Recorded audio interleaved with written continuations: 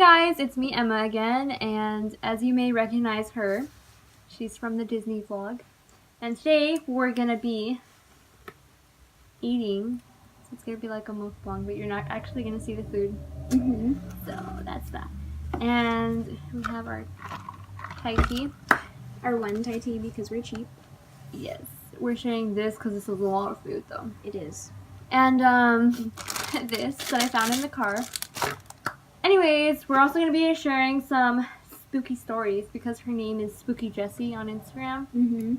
Go follow her on Instagram. I'll put her down here. My scary story. Oh my god, my bangs keep having to fix it. My scary story. It happened in the theater. Vera knows this. It involves Vera, Jocelyn, and Yaya. I might know the story, but continue. Yes. So it was like after, I don't know if it was after school or after class, we stayed to help clean the brushes in the girls' dressing room because there's a sink in there. That was Yaya and Jocelyn. They stayed in there. Me, Vera, we were like, oh, let's go get some paint. And that's up in the scene room. And there's this Les Mis flag that choir used. And yeah, I do know the story. As soon as I see it, I'm like, oh, cool, look. Haha, the flag. Miserable. And then as soon as I say that, it falls. Like, literally falls as soon as I say it. And, like, Vera and me are, like, freaking out. It's like, it was secure. Yeah. It was there for a while. Yeah. It was there for, like, a couple of days. And, like, as soon as I say that, it falls over. So we're like, okay, that was kind of creepy. And, like, we ran across the stage. Because we were kind of scared. At the time, like, if you look out into, like, the audience, like, it was pitch black. So, like, you're on stage and you look out, it's pitch black, you can't see anything. So, like, that creeped us out even more. So we went upstairs, went to the scene room, and usually that room is very creepy. And you get, like, really bad vibes there. Yes, it's very like much so. It's, like, really long hallway. It's completely dark, like, pitch black. Yeah. And it has, like, all the flats and boards that we have for shows. But yeah, we went up there, we were like, okay, whatever. We heard Jocelyn say, like, come on, you guys, stop. And we're like, what are you talking about? Like, we're up here? So, later on, we go downstairs, and then we talk to them and meet them, and they're like, okay, were you guys, like, messing with us? Because, like, you guys needed to stop. And we're like, what are you talking about?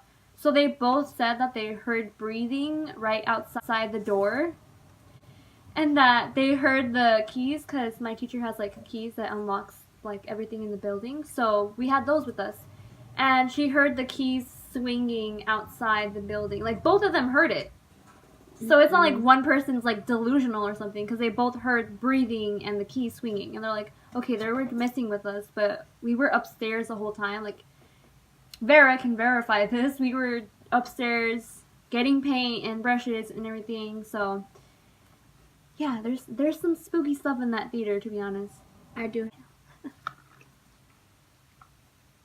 Okay. One day, I thought there was practice for a little shop. I thought there was practice. So I went. I was freaking out. I was like, I cannot. No one will open the door for me. No one is answering. I was so like, why is no one answering? Wait, why weren't we that? So I was stressing out because I was like, I'm already late. Like, I had to stay for tennis practice before, so I was freaking out.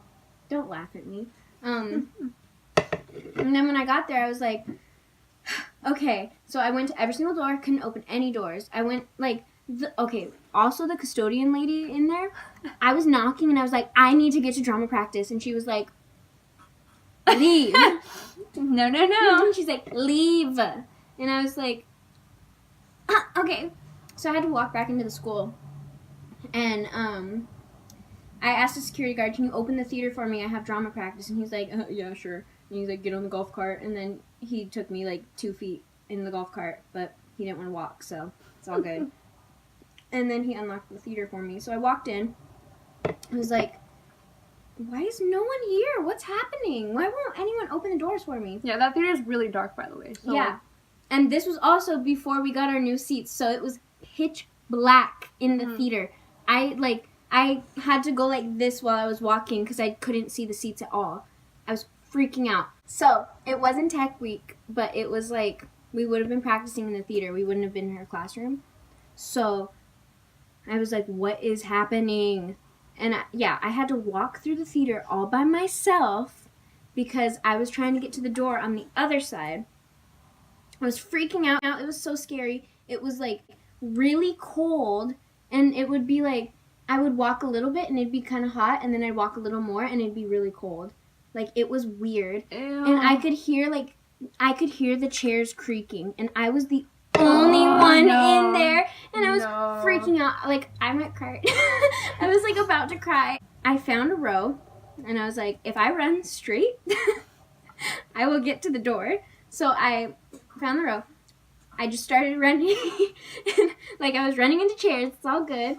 I got to the wall. Can't see the door, so that was fun. It felt like someone was like next to me, like just like around me, and it was not okay. But I do feel like there's other things in there, because in the scene room, the creepy room, there's also like pentagrams and like a bunch of like satanic stuff. Yeah. It felt like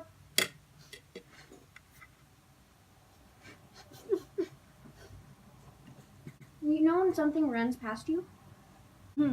That's what it felt like the whole time. And so, okay, but then I got into the hallway. Again, no one.